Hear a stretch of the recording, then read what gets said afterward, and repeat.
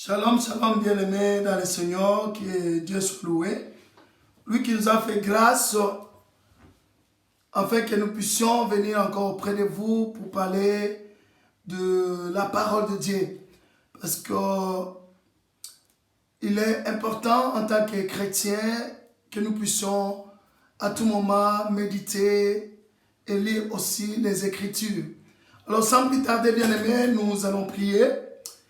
Père éternel et tout-puissant, nous te sommes infiniment reconnaissants pour ton amour ainsi que pour la grâce que tu ne cesses de manifester au milieu de nous. Merci Seigneur parce que toi tu connaissais ces jours et tu savais Seigneur que nous allons encore partager l'évangile avec mes frères et sœurs.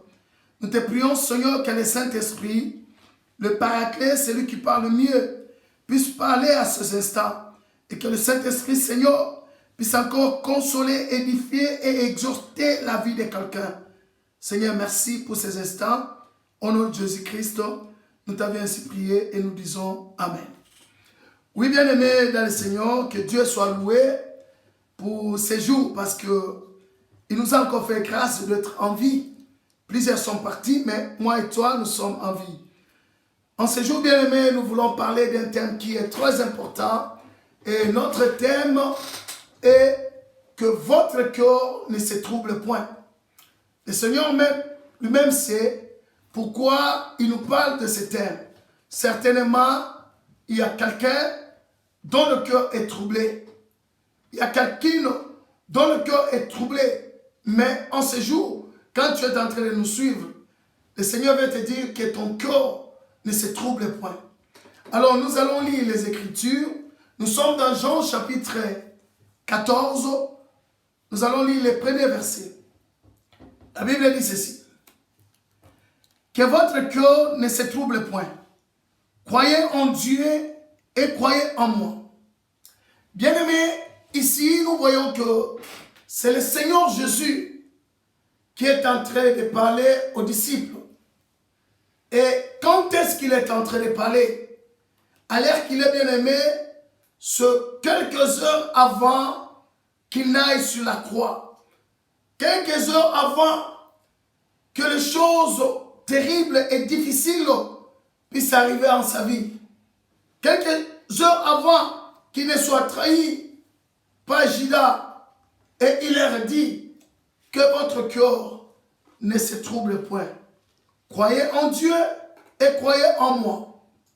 Bien-aimés, chose étonnante, le Seigneur savait ce qui allait arriver. Le Seigneur connaissait déjà ce qui allait arriver quelques heures plus tard. Il aurait fallu que les disciples puissent commencer à réconforter Jésus. Mais cela s'est fait autrement ou encore contrairement. Au lieu que les disciples puissent lui réconforter, mais c'est Jésus qui les réconforte. Par là, bien-aimés, nous tirons une leçon. Ça, c'est encore une preuve de son amour envers ses serviteurs, envers moi et envers toi. À cause de l'amour que Jésus avait, sachant ce qui allait arriver, quelques heures plus tard, il commence à réconforter ses disciples. Peut-être tu es en train de nous suivre. Tu te sens abandonné. Tu te sens délaissé. Il y a eu des choses terribles qui se sont passées en ta vie. Les gens ont comploté contre toi.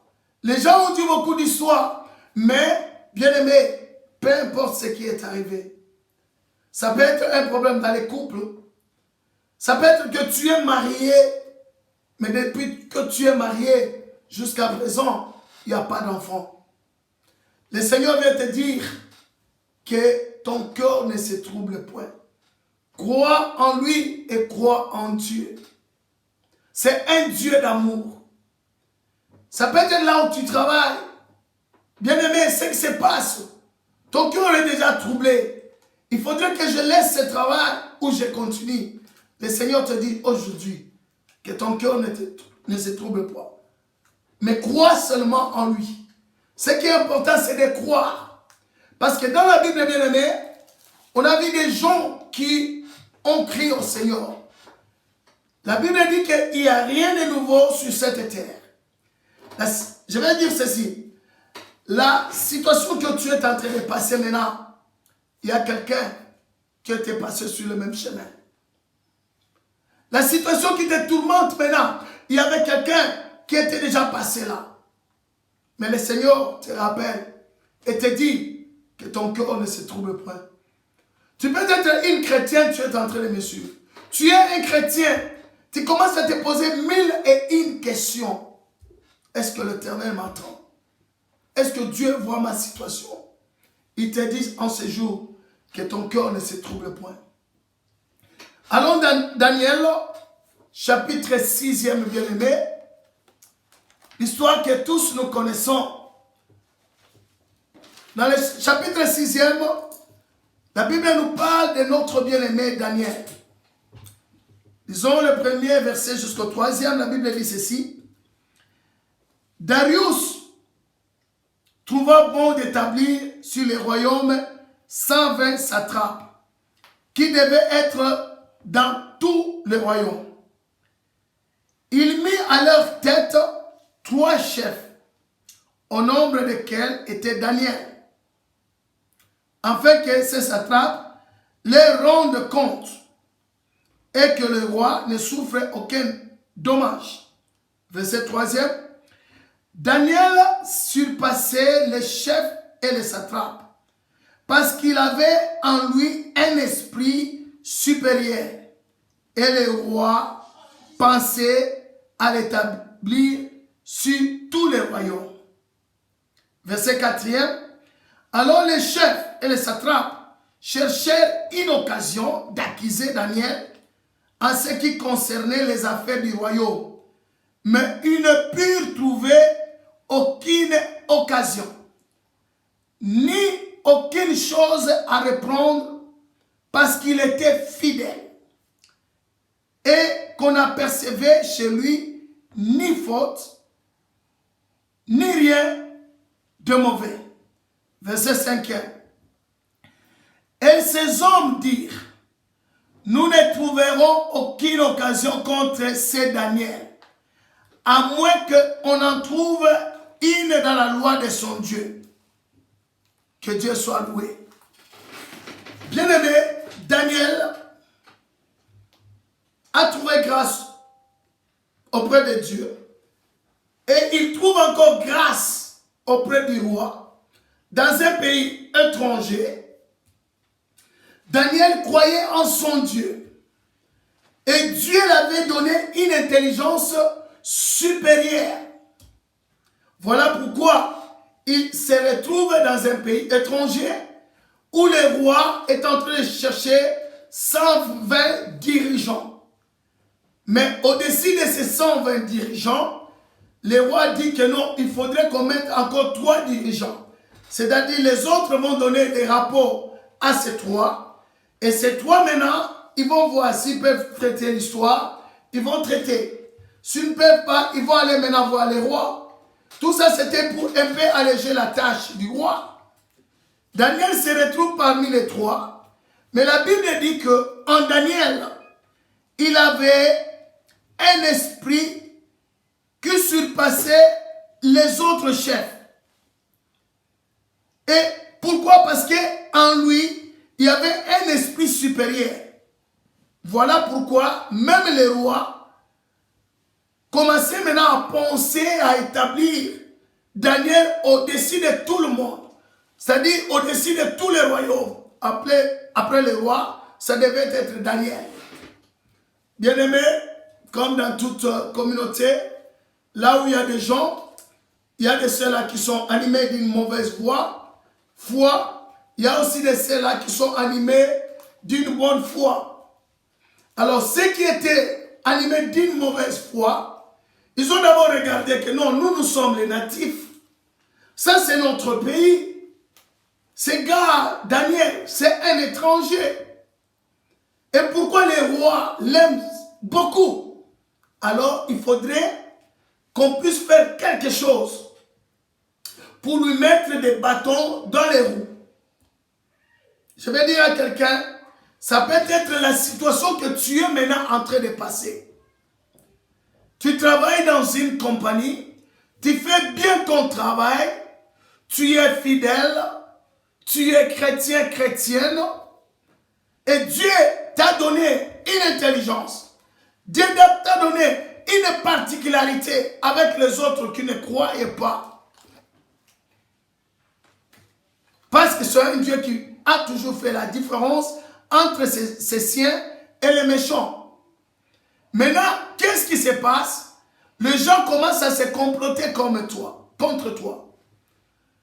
Les gens commencent à chercher à te créer des problèmes. Tu peux être quelque part dans une communauté. Tu peux être quelque part dans un quartier. Mais les gens cherchent à tout prix à te créer des problèmes. La Bible dit ceci, qu'ils ont cherché à créer des problèmes contre Daniel. Ils ont étudié. Ils ont regardé dans tous les coins, tous les recoins. Ils n'arrivaient pas à avoir une occasion ou à trouver quelque chose au travers de laquelle ils pouvaient aller dire au roi afin d'accuser Daniel. Alors, ils se sont encore réunis.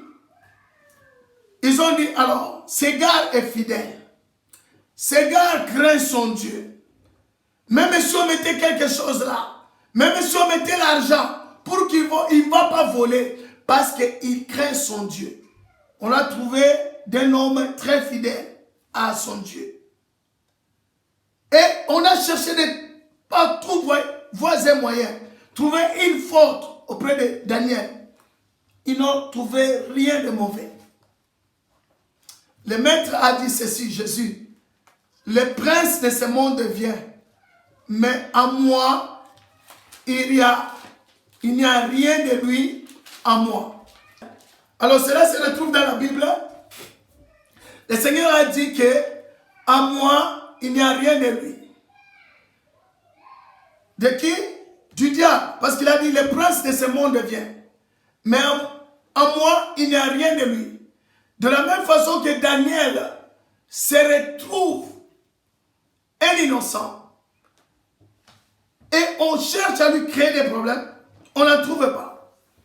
Maintenant, qu'est-ce qu'ils ont dit? Ils ont dit non, en tout cas, comme on n'arrive pas à trouver, le verset 5, la Bible dit, et ces hommes dirent, nous ne trouverons aucune occasion contre ces Daniel, à moins que nous n'en trouvions une dans la loi de son Dieu. Alléluia. Gloire à Dieu. Bien aimé, on cherche à l'accuser. Et cette accusation, ils disent qu'ils peuvent l'accuser au travers de la loi de Dieu. C'est-à-dire, ils vont aller vérifier les Écritures. Qu'est-ce que les Écritures lui demandent de faire? Et chercher à créer une situation qui sera contraire aux Écritures, afin que quand ils vont créer cette situation, ils savaient que Daniel n'allait pas désobéir à son Dieu. Pourquoi? Parce que Daniel croyait en Dieu. Voilà pourquoi nous avons dit que votre cœur ne se trouble point. Croyez, le Seigneur a dit, croyez en moi et croyez en Dieu. Quand tu crois en Dieu, bien-aimé, l'Éternel t'épargnera de tout le trouble. Alors ces gens se sont réunis, ils sont partis, ils ont regardé dans les Écritures, ils ont vu que non, Daniel n'a qu'à adorer le véritable Dieu. Hormis ce Dieu, Daniel ne va pas adorer un autre Dieu. Parce qu'il est fidèle à son Dieu. Il fait ce que les Écritures lui demandent. Alors, ils sont partis voir le roi. Ils ont dit, roi, écoute, dans les 30 jours qui viennent, établis une loi. Dans cette loi, toute personne qui priera un Dieu étranger, si ce n'est que toi, cette personne doit être confondue ou encore punie. Nous lisons la Bible dit ceci. Puis ses chefs et ses satrapes se rendirent tumultueusement auprès du roi. Ils sont partis en catimini et lui parlèrent ainsi: Roi Darius, vis éternellement. Toi tu es dirigeant, toi tu es dirigeante, il faut faire très attention. Les conseils que les gens te donnent, il faut toujours rentrer auprès du Seigneur. Il fait des fois mal. On est chrétien, mais quand on lui donne une responsabilité, le même chrétien commence à prendre des mesures pour menacer les autres chrétiens, pour punir les autres. Alors ces gens sont partis en catimini voir les rois. Il faut faire très attention quand vous dirigez les gens. Ceci s'applique dans tous les domaines, politiques, religieux, économiques. Tu peux être aussi un pasteur dans l'église. Les gens viennent en catimini et accuser les autres. Il faut faire attention, il faut que l'Esprit de Dieu soit là. Prends ton temps à étudier l'histoire qu'on a amenée auprès de toi. Prends ton temps de prier pour l'histoire. Et regarde dans cette histoire où est la gloire de Dieu. Et cette histoire honore Dieu ou pas. N'accepte pas seulement. Il faut faire très attention, mes bien-aimés. Ils sont partis voir les rois et ils ont dit au roi, verset 7, tous les chefs du royaume et les intendants, les satrapes, les conseillers et le gouverneur sont d'avis qu'il soit publié un édit royal avec une défense sévère portant que quiconque dans l'espace de 30 jours adressera une prière à quelque dieu ou à quelques hommes, excepté toi, ô roi, sera jeté dans la fosse au lion. Regarde un peu ce que ces gens prennent comme décision. Regarde comment les gens se sont complotés contre Daniel. C'est peut-être la situation que tu es en train de vivre. Tu as aidé les gens. Il y a quelqu'un peut-être qui est venu au travail. C'est toi qui l'as encadré. Et il a le niveau qu'il a maintenant aujourd'hui. Mais la même personne s'élève contre toi. Le même groupe que tu as dirigé hier, leur montrer quoi faire, ils s'élèvent contre toi. Mais si tu crois au Seigneur, bien-aimé, ne te tourmente pas. Et que ton cœur aussi ne se trouble point. Alors, bien-aimé, ces gens, ils se sont réunis, ils sont partis chez le roi. Le roi a accepté la loi qu'ils avaient faite. Le roi a signé, ils ont publié. Alors, quand la Bible dit que quand Daniel a su que le décret était écrit, Daniel se retira dans sa maison, où la fenêtre de sa chambre supérieure était ouverte à direction de Jérusalem. Et 3 fois par jour, il se mettait à genoux pour prier son Dieu. Il priait 3 fois par jour malgré la loi qui était dans le pays. Et il louait son Dieu comme il le faisait auparavant. Bien aimé, il y a des fois, vous allez voir quelqu'un qui marchait bien avec l'Éternel. Mais à cause d'une promotion, parce qu'il a été promis, il oublie même son Dieu. Non. Daniel, il a été promis. Daniel, il occupait une place d'autorité. Malgré la loi qui était entrée, quand il a vérifié les Écritures, il a dit non, je n'ai qu'un seul Dieu. Yehoshua Hamasha. Je n'ai que Jésus-Christ de Nazareth à adorer. Je ne peux pas adorer notre Dieu. Il est parti dans sa chambre. Il n'avait même pas changé sa façon. De la même façon qu'il priait avant, 3 fois par jour, il a continué. Malgré les persécutions, malgré les attaques, malgré les lois, les décrets. Les mêmes gens sont venus auprès de Daniel parce qu'ils savaient que Daniel n'allait pas respecter ça. sont venus et ils l'ont trouvé en train de prier, sont rentrés auprès du roi, l'accusaient. Roi, tu avais signé tel décret, mais il y a des gens qui ne obéissent pas à cela. Le roi était furieux. Il demande qui était celui-là.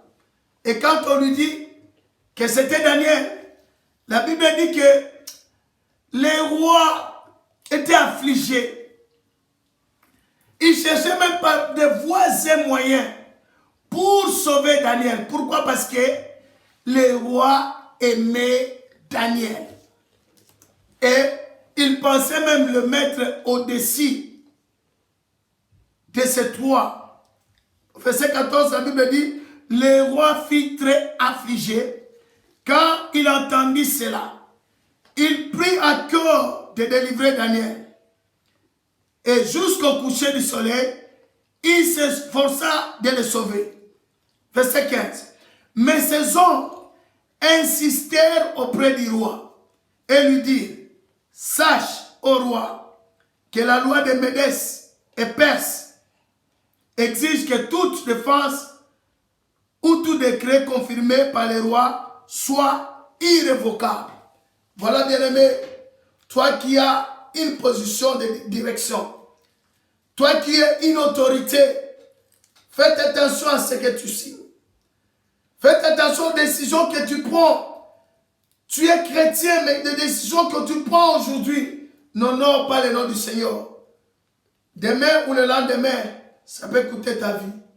Demain ou le lendemain, ça peut coûter ta foi. Étant donné que le roi avait déjà signé, malgré qu'il cherchait des voies et moyens pour sauvegarder Daniel, c'était trop tard, parce que c'est lui-même qui avait déjà signé. La décision finale était que l'on prenne Daniel et que l'on le jette dans la fosse au lion. Cela a été fait ainsi.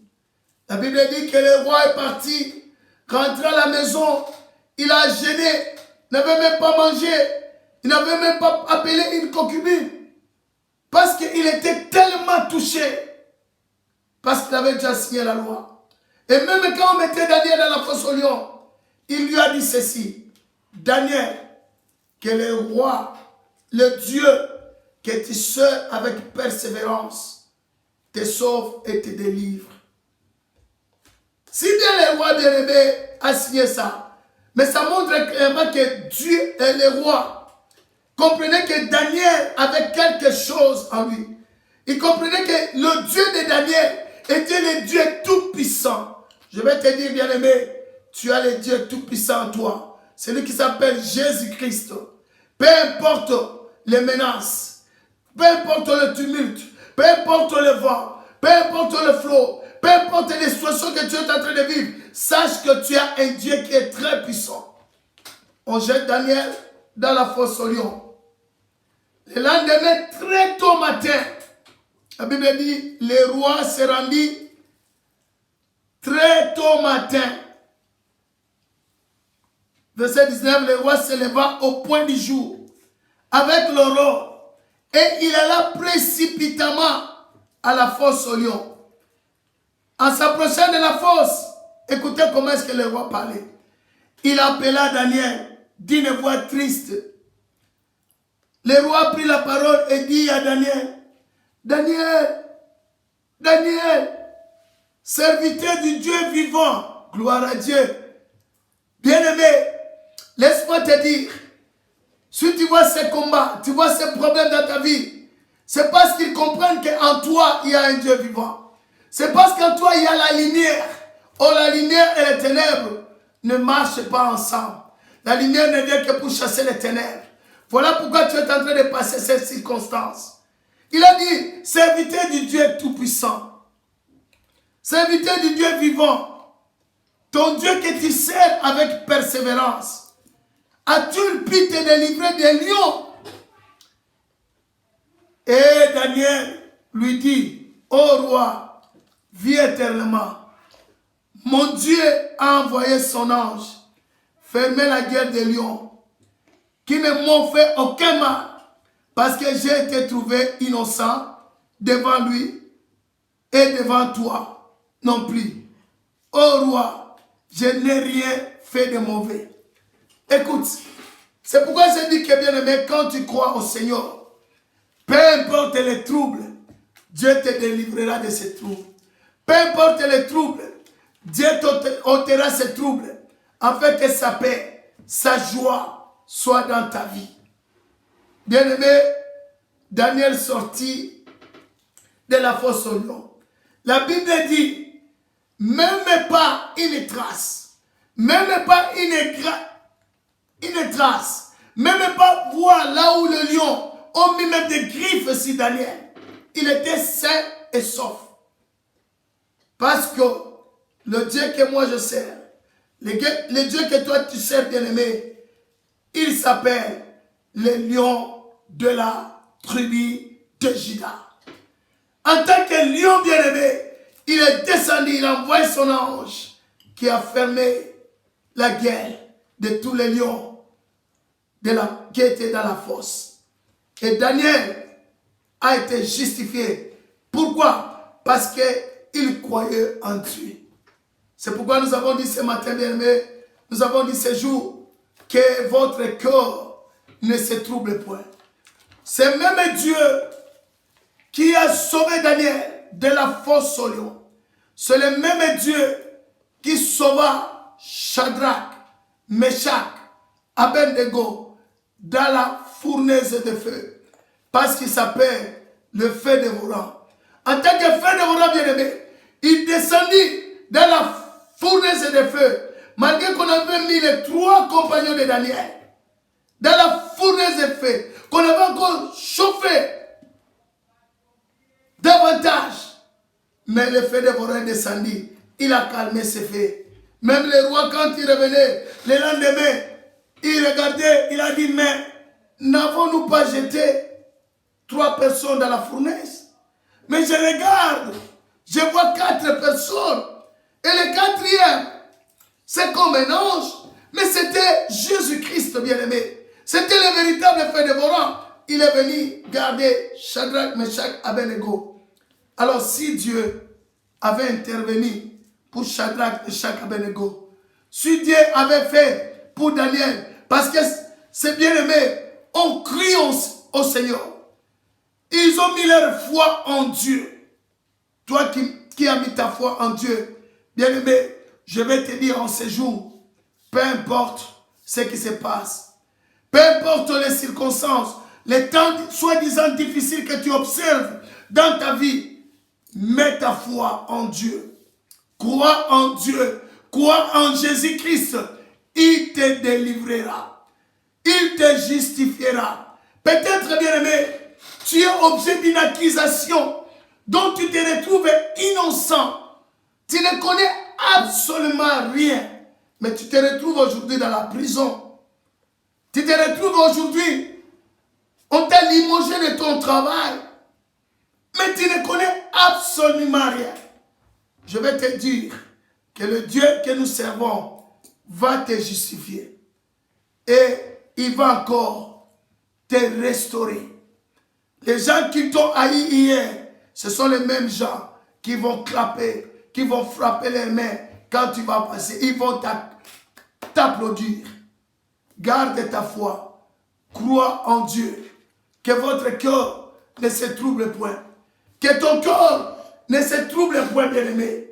Je ne sais pas les troubles que tu es en train de passer. Ça peut être parce que tu n'as pas un enfant. Ça fait un bout de temps que tu t'es marié, mais il n'y a pas d'enfant. Ça peut être que tu n'as pas de travail. Tu as étudié, tu as tes diplômes, mais tu vas à gauche, à droite, ça ne marche pas. Mais moi, je te dis, si tu crois au Seigneur Jésus, aujourd'hui, il va changer ta situation. Et si tu crois déjà, ne perds pas ta foi. Et que ton cœur ne se trouble point. La victoire de Dieu est certaine dans ta vie. Alors je vais prier pour toi. Éternel Dieu Tout-Puissant, je te dis merci pour mon frère et pour ma soeur qui a suivi cette prédication. C'est toi qui sondes le cœur et les reins. C'est toi qui connais, Seigneur, ce qui lui tourmente, oh Dieu. C'est toi qui connais, Seigneur, combien il a été humilié. Tu connais combien il est innocent ou elle est innocente. Père éternel, tu connais combien elle est en train de pleurer tout le jour à cause du fruit qui peut venir en lui. À cause de l'enfant qui ne vient pas. À cause du travail qu'il ne trouve pas. À cause des accusations injustes qu'il est ou qu'elle est en train de subir. Mon Dieu, mon roi, char d'Israël. Toi qui défendais la cause de Daniel, tu avais fait le même, Seigneur, à Shadrach, Meshach, Abednego. Je te prie, mon Dieu, mon roi, que tu fasses pour ma soeur et que tu justifies mon frère, que tu justifies ma soeur et que, Seigneur, la délivrance de toi s'y démontre dans les problèmes qu'elle a, Père éternel, et que ta paix qui surpasse toute intelligence soit en elle. Je te dis merci, Seigneur, parce que tu es le même hier, aujourd'hui et éternellement. Tu n'es pas un homme pour mentir. Moins encore un fils d'un homme pour se repentir. Ce que tu dis, c'est ce que tu accomplis. Merci, Seigneur, parce que tu as entendu ma prière. Tu n'étais pas seulement limité à écouter, mais tu as exaucé ma prière. Merci d'avoir exaucé mon frère et d'avoir exaucé ma soeur. Au nom de Jésus, nous t'avions ainsi prié et nous disons Amen. Bien-aimés, il peut y arriver que vous nous avez suivis, mais vous n'avez pas encore reçu le Seigneur Jésus-Christ. Il est important de recevoir Jésus-Christ, de l'appeler et de l'accepter comme Seigneur et Sauveur. Dès que tu l'acceptes, son Esprit Saint habitera en toi. Dès que tu l'acceptes, bien-aimé, sache que tu deviens une nouvelle créature. Dès que tu l'acceptes, bien-aimé, la vie éternelle est là. Et la foi est là. Et bien-aimé, si tu n'as pas encore reçu Jésus-Christ, je te demanderai à ce que tu fasses cette prière après moi. Oh Seigneur Dieu, je crois de tout mon cœur en Jésus-Christ, Fils du Dieu vivant. Je crois qu'il est mort pour moi. Et Dieu l'a ressuscité des morts. Je crois qu'il est vivant aujourd'hui. Je confesse de ma bouche que Jésus-Christ est le Seigneur de ma vie à partir d'aujourd'hui. Par lui et en son nom, j'ai la vie éternelle. Je suis né de nouveau. Merci Seigneur d'avoir sauvé mon âme. Je suis désormais un enfant de Dieu. Alléluia. Bien-aimé, si tu as fait cette prière, je voudrais te dire, tu es devenu un enfant de Dieu. Et je te dis, bienvenue dans la grande famille sainte, la famille de Dieu. Alors je vais prier pour toi. Père éternel et tout-puissant, je recommande mon frère, ma soeur, qui vient de donner sa vie à Christ Jésus. Seigneur, je te prie que ton Esprit Saint puisse habiter abondamment en lui. Et que ton Esprit Saint dirige sa vie désormais et à jamais.